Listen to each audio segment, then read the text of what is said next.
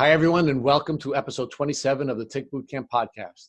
The title of today's interview is Model for Recovery, an interview with Melissa Labak. My name is Richard Johannesson. And I'm Matt Sabatello. Melissa Labak is an education marketing professional, certified nutritionist, spokeswoman, and model from North Carolina. Originally from New England, Ms. Labak moved to California to pursue her modeling career. As Ms. Labak's modeling career began to flourish, both she and her husband began to grow sick. Eventually, their illnesses progressed to the point where they had to move close to family in North Carolina.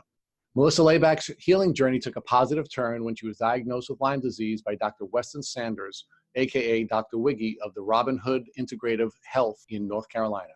Utilizing holistic alternative therapies such as ozone therapy, the primal paleo diet, herbal supplements, and EMDR therapy, she began to regain her health. Inspired by her personal battle with Lyme disease, she began to share her healing journey through blogging and Instagram. In her blog entitled The Path to Healing Chronic Neurological Lyme Disease, she shares the 10 steps she took to heal from Lyme disease. Welcome, Melissa Labak, to our program. I'm happy to be here. Thanks for having me on the show. Let's talk a little bit about your life growing up in New England and ultimately the journey that took you to North Carolina.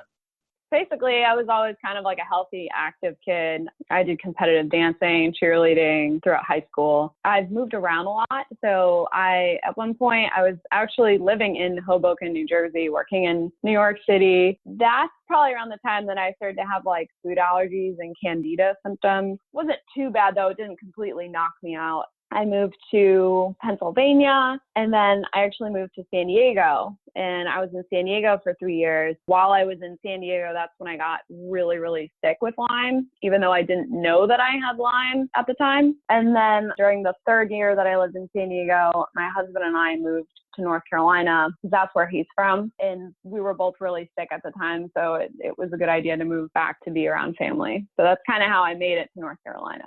Let's walk back to your childhood. Tell us a little bit about what your goals were when you were growing up.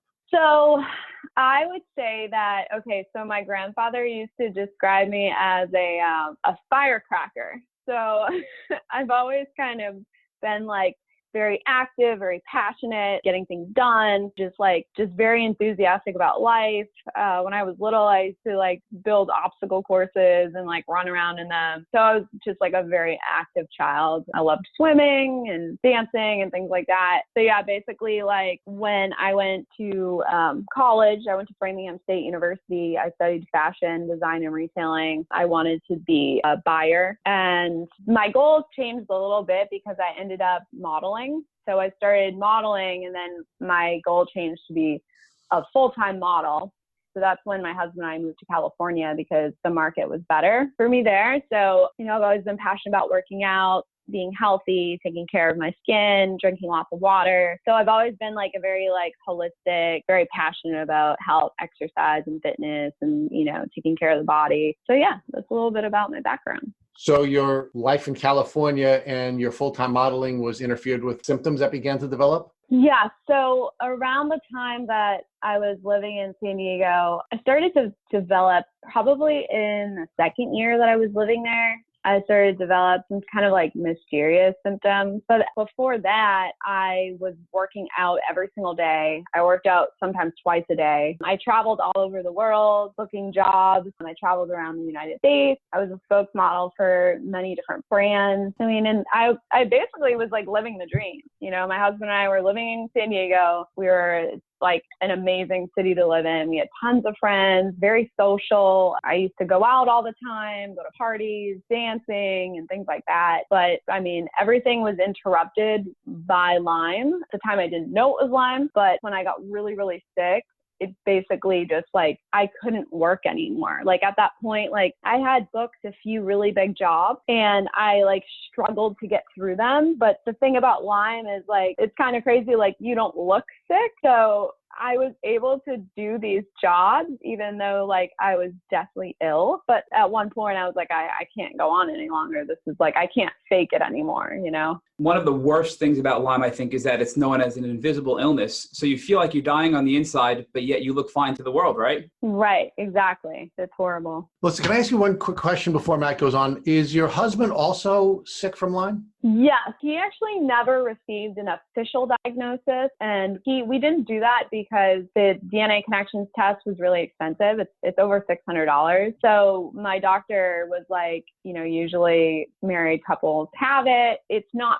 proven that it's sexually transmitted, but they think that it is. So we're thinking that we both had it. So he was treated for Lyme as well. He was never as sick as I was, but he did have a lot of severe issues with food allergies and adrenal glands and things like that. Melissa, we know there's at least one study that suggests Lyme disease may be sexually transmitted because they found that in both vaginal secretions and in sperm, there would be Lyme spirochetes. But there are folks like Dr. Fallon at Columbia University who have taken the position that although many couples are both suffering from Lyme, it's a consequence of living in tick-endemic communities, and they were both bitten by ticks. So it may be one or the other, but I think one of the things that we have to explore is whether or not Lyme is sexually transmitted. I agree. And what's very interesting is my husband actually was bit by a tick back in 2012. He actually ended up saving the tick, and we found it years later. But by that time, I don't think that we could test it. So we really don't know. I don't remember getting bit by a tick. He got bit by that tick, but we don't know if that had, Lyme disease bacteria. His mother actually has Lyme disease as well. So it's just really interesting to see it run in families like that. It kind of begs the question where it's is it, can you get it from contact? Now, Melissa, despite being super healthy, eating a very good diet and exercising and modeling and being very happy, you started getting sick in your early 20s. Can you walk us through your first symptoms? I kind of separate it, right? So I would say my post-traumatic downward spiral, my symptoms leading up to that moment would be food allergies, tinnitus, chronic fatigue. Sometimes I would have dizziness attributed to low blood pressure and muscle weakness.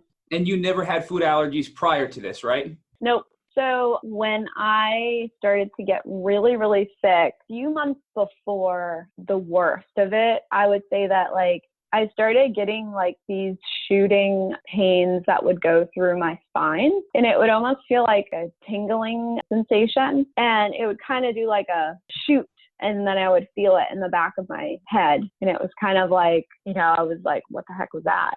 I would try to not dwell on symptoms and things like that. Oh, it's fine. It will go away. So that started to get worse. Then I started having the tingling in my feet and my hands, tingling at the top of my head. I started having these mini seizures. That was pretty scary. There's just so many things that happen now that I'm oh gosh. Oh, one thing that really was awful was, I would say this was the turning point of the downfall that I had, is I had brain fog so bad that I felt like I was in a tunnel. I felt like I had tunnel vision, and it was almost like I couldn't communicate with anybody. And I was walking around, and all of my friends were like, what the heck is wrong with Melissa? That she's not acting normal. I was almost I couldn't communicate. I was not talking to anybody, but it was because I had this intense brain fog. I had so much brain inflammation that I couldn't even put together sentences or words. So it was almost like I was walking around trapped in my own body, if that makes sense. I started to kind of develop chemical sensitivities. Then what really was the worst part for me was probably the OCD that sprang up. And I say that it's pure O because I had intrusive thoughts. So I would just have these horrible intrusive thoughts that started happening. And I have no history of mental health illness. So this just kind of came out of nowhere. I had no idea what was wrong with me. I thought I was going crazy. I later found out that I had tick-borne encephalitis. And then from the whole experience, I had PTSD. Melissa, tick-borne encephalitis is swelling of the brain, right? Yeah. Now, throughout this period where your symptoms progressed from your early 20s up until 26 when you had that crash, were you seeing any doctors to see what was going on with you? I had been back and forth to a couple of holistic doctors. They gave me some herbal remedies for mostly the candida. I started taking some magnesium for my muscle weakness. but the muscle weakness wasn't that bad until the crash. So I didn't like take it consistently. But I would say that one doctor in particular I went to see after the crash, and that was a referral by one of my very, very good friends in San Diego. And she told me, because I told her about like the OCD, like the intrusive thought and the light sensitivity. And she's like, you need to go see this doctor. His name is Dr. Winkler. And all my doctors have these like funny names. And so I went to see Dr. Winkler, and I literally say that he saved my life, because he was the one that he took one look at me and he said, do you have weird thoughts? Like, what's going on in your brain? And I told him, I was embarrassed at the time because I was like, I didn't know it was wrong. I thought I was going crazy. Literally, thought I was going crazy. And so he's like, we need to do this test, this test, this test. He was a functional medicine doctor. So he did lots of urine tests. He did a test for mold, and that's when he found mold. So I didn't know that I was exposed to mold. So he picked up on that. And then we later figured out that my first condo in San Diego, we had mold due to poor ventilation, and I cleaned it up without a mask. And so that's probably how I inhaled all the mold. And so I was really sick with mold. And so he's the one who helped me. By the time I got to Dr. Winkler, my adrenal glands were only operating at 20%. I could barely eat anything because, it would make me nauseous, or like I would have like a reaction to it. My reactions to food were really, really, really bad. They would almost like trigger seizures. Melissa, so you were sick for 8 years, from the time you were 21 to 29 before you eventually got your Lyme diagnosis. And during this time, some of your doctors, your primary care physician, suggested that it was mental health and anxiety and depression, and tried to push drugs like Xanax on you. Were you receptive to that, or did you keep pushing to say, this is not what's wrong with me, there's something else, and you have to help me figure out what it is? I've always been against the pharmaceutical industry. So I was like, there is no way that this is just anxiety. I was like, I feel like my body's getting electrocuted. I'm having seizures. There's tingling in my head. I have like chronic neck pain. I was like, this is not just like, hey, you have anxiety, take a Xanax. So when they told me that, I was like, absolutely not. I'm not taking that. This is ridiculous. It's just a Band-Aid. And I resorted to functional medicine and holistic medicine. And we have found from a lot of our previous guests that functional doctors generally seem to be the ones who are diagnosing and treating Lyme disease because they're more aware of it. So what type of test did they use to actually diagnose you with Lyme disease? So I didn't find out that I had Lyme disease until I moved to North Carolina. Actually, I have a really interesting story. Do you want me to tell you how I actually found out that I had Lyme? Absolutely. Okay. So I went to see this holistic doctor in Santa Monica, and this was a week before I moved to North Carolina. So, I was in really, really bad shape. And my husband at the time, he was like, I don't even know if we should go see this doctor.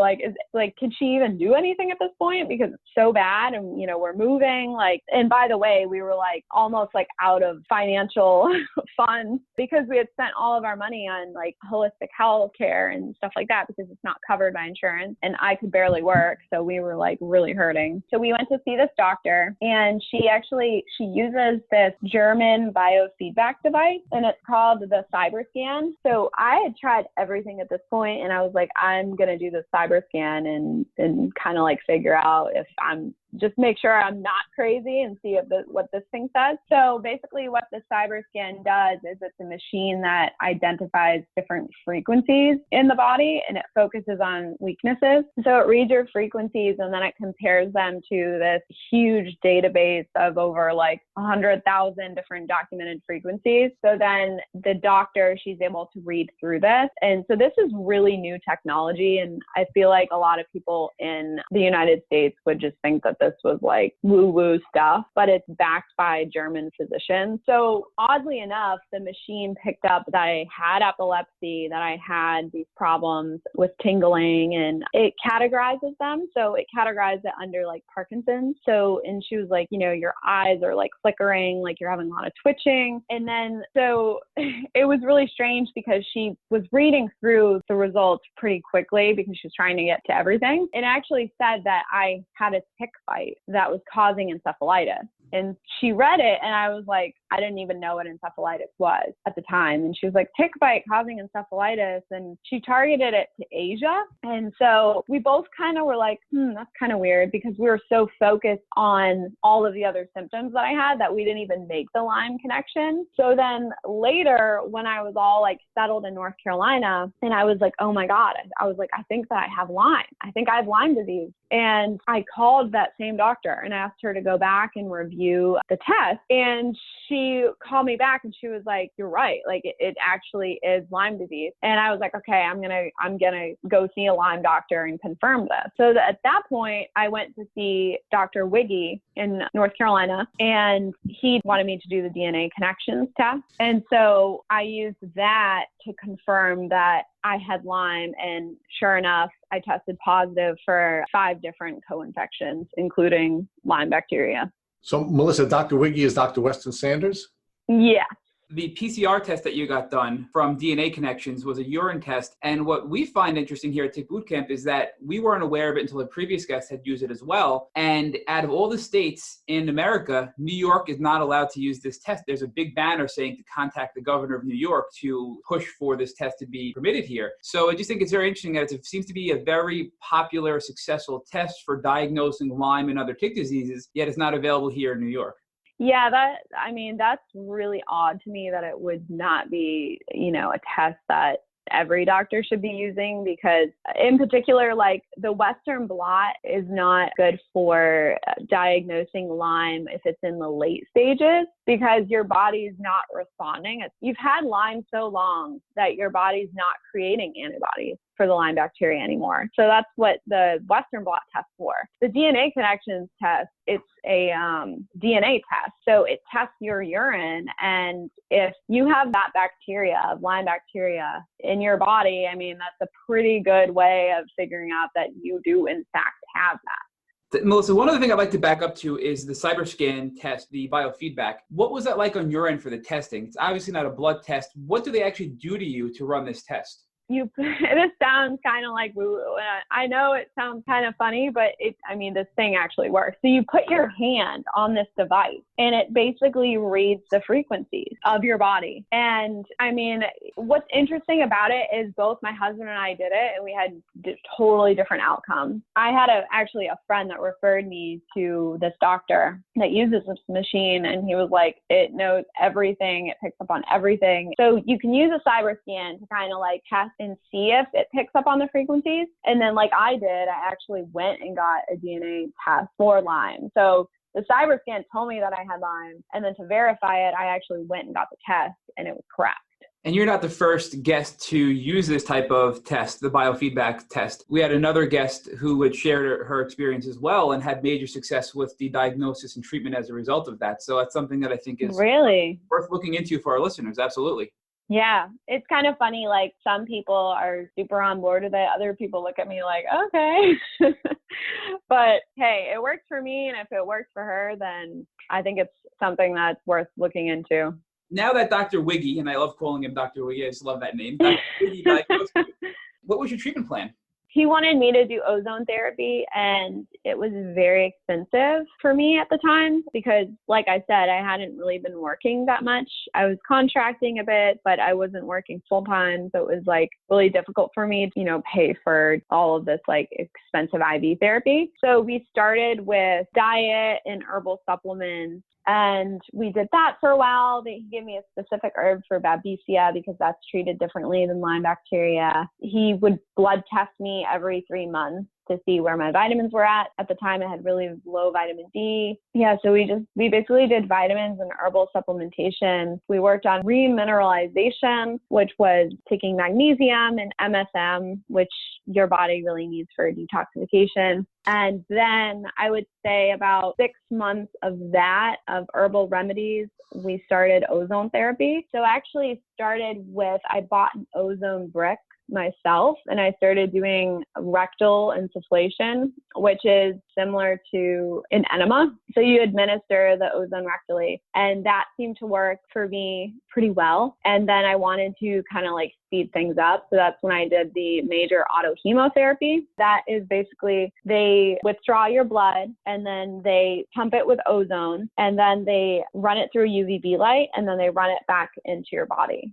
Melissa, one of the things we learned from you this morning offline is that not all ozone therapy is the same. Yeah, I would say that you can use ozone in the body in multiple different ways, and there's different types of ways to do it. So like I said, you can do the rectal insufflation, you can administer into your sinuses, your ears. There's different ways of doing the blood way. So you could do a 10 pass where the blood is passed through the ozone machine 10 times, or you can start small with just like a 1 pass. So they only pass at once. So what I did was I started with a 1 pass. Then I went up to a 3 pass, a 4 pass, and then a 5 pass. So I've been sticking with the 5 pass because it works really, really well. And some doctors think that a 5 pass is equivalent to a 10 pass if you use the UVB light, because that helps to kill viruses and bacteria in the blood. So I did 25 weeks straight of ozone major autohemotherapy. And that worked for me really, really well. My husband did as well. My husband hasn't had to go back and get ozone, but I still continue to get it every 2 weeks because it keeps my immune system functioning properly. The ozone actually is a gas that gets infused with the blood and then gets reinserted back into your vein, into your body, and then the ozone gets converted to oxygen, which helps purify your blood. Is that a good summary of what the ozone treatment does? Yes. Yeah. It increases the amount of oxygen in the body. So it improves circulation, oxygen supply. It kills viruses and bacteria and fungus. It helps to detoxify the liver, and it boosts your immune system. So the reason why Dr. Wiggy loves using ozone is because it boosts the immune system so that your body can then fight off the Lyme by itself. I didn't want to do antibiotics because when I found out that I had Lyme, I was so late stage that it wasn't going to be as effective. So antibiotics are perfect. If you just got bit by a tick and you know that you have Lyme, it's amazing. You do your antibiotics. But if you have chronic Lyme and you've had it for a while, ozone is awesome. It's a great alternative therapy because it boosts your immune system without running your body down. So if I was to slap antibiotics on me at that time, it probably would have run me ragged and then my immune system wouldn't have been functioning. So that's why I like ozone therapy. Remineralization is something that I'm familiar with teeth. So can you talk about how it helped you recover? Basically, when someone's chronically ill with Lyme disease or any other chronic illness, a lot of the times their body is lacking in minerals and nutrients. A lot of the times it's actually maybe the parasites or the bacteria that are eating up all of those minerals that your body needs. So a lot of people are low in magnesium, and magnesium can cause like a lot of issues in the body. So magnesium is a cofactor in over 300 enzyme systems that regulate all of the biochemical reactions in your body. So what you want to do is you want to take magnesium every single day. The brand that I use is Remag. That is a magnesium that was invented by a doctor that wrote the Magnesium Miracle. She actually lives in North Carolina too. So that's a really good magnesium to take. Basically, like your body needs minerals to detoxify. You want to, make sure you're taking magnesium. MSM is really a really great one to help detoxify. Taking a fulvic mineral blend is awesome too. I have a lot of these different supplements on my blog, some of the stuff that really helps me. Melissa, another thing that we noticed was you noted that you had PTSD from all your symptoms and from Lyme disease, and you used EMDR as a way to treat the PTSD, which has an 80% success rate. Can you talk more about EMDR, what it is, and how it helped you? EMDR is eye movement desensitization and reprocessing. So it's a psychotherapy that helps people deal with symptoms from trauma. So I had a lot of trauma from all the experiences I had with Lyme. it kind of just like kept recycling through my brain, like all of the things that had gone on. So basically what you do is, it's a little bit hard to explain. You sit with the therapist and they use like some sort of stimulation to do the rapid eye movement. So something about rapid eye movement helps to reprocess trauma. A really good book that explains this is The Body Keeps the Score. It's a really, really great book that talks about trauma. So you sit with the therapist and she uses either, or he or she, I say she because my therapist is a woman, she uses either like a vibrating device so you hold it in both hands and it vibrates back and forth. And so she can speed it up or slow it down depending on like how you're processing things. So you hold that and then she walks you through the traumatic memory. So she tries to like start you with a trigger. So she'll say, like from my experience, I was afraid of driving cars because when I was driving a car, I had, it felt like someone was stabbing the back of my head. And it was like so painful while I was driving that I thought I was going to crash. So I had a phobia or fear of driving cars. So she would sit there and she would say, can you go back to the initial trigger? And so you would think about that trigger and then she would turn the vibrating device on. You can also do this without the vibrating device. The therapist can use their fingers. So you can watch their finger and they can move it back and forth. I wish you could see my hand because I'm Italian, so I like to talk with my hands, but she takes two fingers and you follow it with your eye. I couldn't do that one because of my epilepsy. You can also tap the shoulders. So every time you're reprocessing through a memory, you want to just make sure that you're either tapping or vibrating. And then that helps to process through those traumatic experiences. So, Melissa, you had an emotional injury as a consequence of your experiences with Lyme. Could you share with our listeners how you had to manage your emotional injuries at the same time while you were dealing with the physical complications associated with your Lyme and co-infections?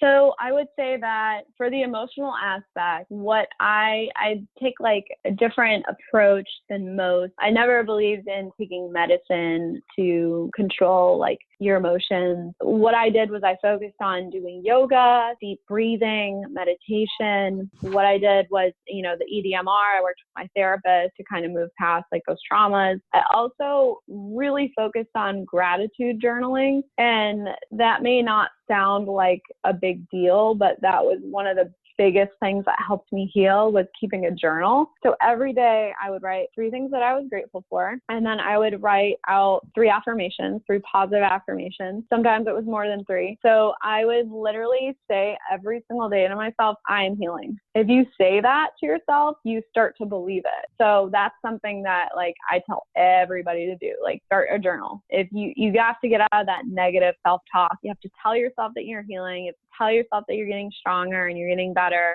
Sometimes it's hard for people to say like, oh, I feel like I'm lying to myself. So don't say, I'm healed. You could say, I am healing, because in your brain, that's a little bit, it's not as far of a stretch. You see what I'm saying? So, Melissa, 2 years ago, you got diagnosed. You started your treatment protocol and eventually introduced your ozone major autohemotherapy into it. Can you describe that 2-year period up until the present date and any conflicts or struggles you had during your treatment protocol? Yes, I would say that one of the biggest struggles that I had was exercise. So I was getting better and I was getting stronger, but I was having this issue where I could not do any physical activity because I was so weak that I just like either couldn't get through the workout, or I would get through the workout and my body would hurt so bad that I could I felt like I got hit by a bus and I couldn't do anything the next day, or my muscles would be so insanely tight that I just like, oh my gosh, I can't work out. Like, this is terrible. This is how it's going to be. Like, this is not an enjoyable experience. The other thing I had an issue with was sweating. So I would say that the first year that I moved to North Carolina, it was a really hot summer and I could barely walk outside without feeling like I was going to pass out. So a lot of the times people with chronic illness or chronic Lyme, they have issues detoxifying and their body doesn't sweat enough. And sweating is the best way to detox. So the fact that I wasn't sweating and I would just like walk outside and I would not sweat. So my body would just heat up and I just feel like I was about to pass out. That was something that I really, really struggled with. And then I would say the food was also a really, really, that was a huge struggle because I could barely eat anything. I would say that on a daily basis, I was eating just ground beef because I was allergic to corn, chicken, and turkey. So all I could eat was ground beef, avocados, and like asparagus, sometimes carrots. And I mean, that got old after a while. Like it's like I was eating high quality, 100% grass-fed beef, but like how much beef can you eat? You know what I'm saying? And for me, I went from being like a plant-based vegetarian to eating like, you know, a paleo primal diet. So that was really, really difficult for me because I've never really liked eating animals. It makes me feel bad. I don't like the taste of it. But that was the one thing that really helped me heal was because I was so nutrient depleted. I needed to eat meat. I mean, it just was at that point. So Melissa, you use a variety of therapies to heal and recover over the past 2 years, from herbs to yoga to the ozone therapy, infrared saunas, probiotics, and CBD oil. One thing that I think is an emerging concept out there is the use of CBD oil for pain associated with Lyme and also anxiety associated with Lyme. So can you speak to the benefits CBD oil had in your health?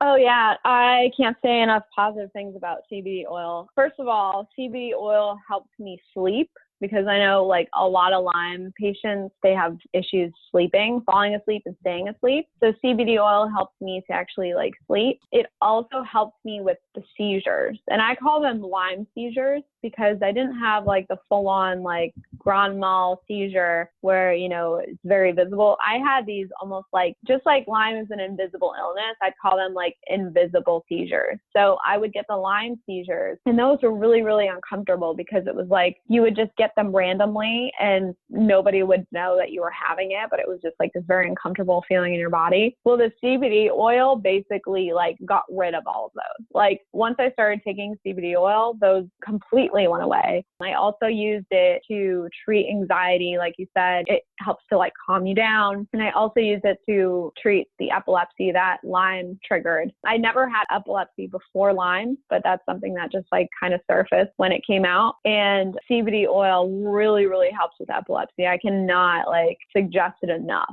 One great thing about CBD oil is it really helps reduce inflammation in the body, and most Lyme patients are struggling with inflammation on a regular basis. Exactly. I mean, there's so many things that CBD oil does. It's just like the benefits, just it's insane. I would say that anybody that has Lyme or chronic pain or, you know, like arthritis should take CBD oil. I take it internally. I mean, like, you know, under my tongue. So I take it that way, but you can also rub it on your skin too. And then they have like, you know, like CBD oil pens now. Like you can buy a hemp oil pen and those work great as well. Good for stress. Melissa, how are you feeling today? Today I'm feeling pretty good. I would say that like on most days, I'm probably like 80 to 90% from what I used to be. You know, if I get enough sleep, it kind of depends on, sleep, what I'm eating. Also, a big thing for me is making sure I keep my blood sugar stabilized because when I started to get Lyme really bad, my blood sugar was awful. So I couldn't go like 2 to 3 hours without eating something. So I'd say like as long as I make sure I'm eating and drinking enough water and getting enough exercise, then I feel pretty good. And I'd say I feel pretty good today. So Melissa, can you share with our listeners how your tick disease experience has changed you? I would say that it's made me a lot more empathetic to those struggling with mental health issues, any chronic illness or chronic pain. It just helps me to understand what's going on in someone's brain. I think like it's made me a lot more curious as to like what's going on in the body. I've always been really passionate about holistic health, but it's taken it to a new level. You know, I'm a certified nutritionist, so I've always been into it, but now it's like I feel like I have this extensive amount of knowledge and I want to share it with the world, and I want to share it because I was there. I was basically on my deathbed or about to go into a home where they would tell me that I was crazy. I mean, it was so bad. Like I know what people are going through, and I just like it's changed so much because I just want to get the information out there. Like this is what I did and this is what healed me and helped me, and like you can do the same thing. So Melissa, you have created a wonderful, successful blog that shares your experiences with others who are suffering so they can learn from your experience. Yes. So my blog is called theorganicbabe.com, and I didn't name it anything to do with Lyme because I wanted it to be like a place where people could go, like, even if they didn't have Lyme, if they had like chronic pain issues or like mental health issues, or anyone that just like wants to live a more holistic, chemical-free life. Like, I recommend using like non-toxic makeup and hair products and skincare products. So I outline like my whole story on there and everything that I used, all of the different alternative therapies I used to heal Lyme and multiple chemical sensitivity and all of the products that I used. I wanted to create a resource for everyone to have because I felt like I couldn't, I explain my story to people that I meet in person, but I mean, that's the great thing about social media is that I've been able to like share that to the world. The information needs to get out there, and if it's me, that's great. It just needs to get out there. If someone were not sick and they were trying to avoid getting sick from a tick disease, what advice would you give them? I would say to strengthen the immune system as much as possible. So that right there is going to help you out in the long term.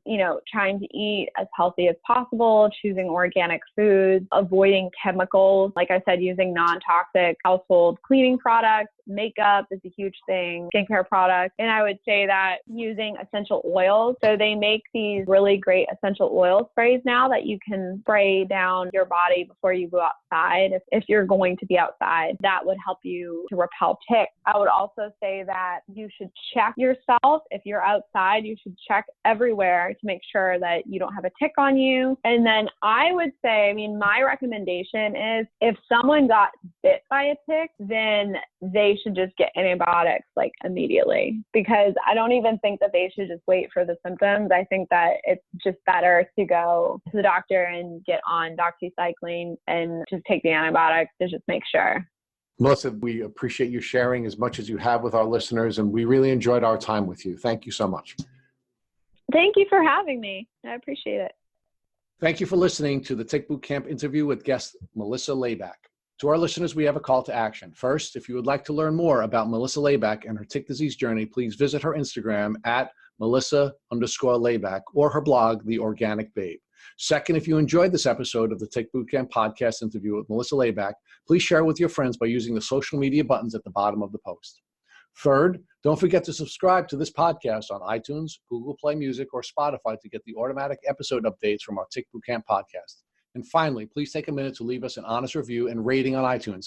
This is a new effort on our part, and we could really use your help in creating the show you would like to listen to. We make it a point to read every single one of the reviews we get. Thank you for listening.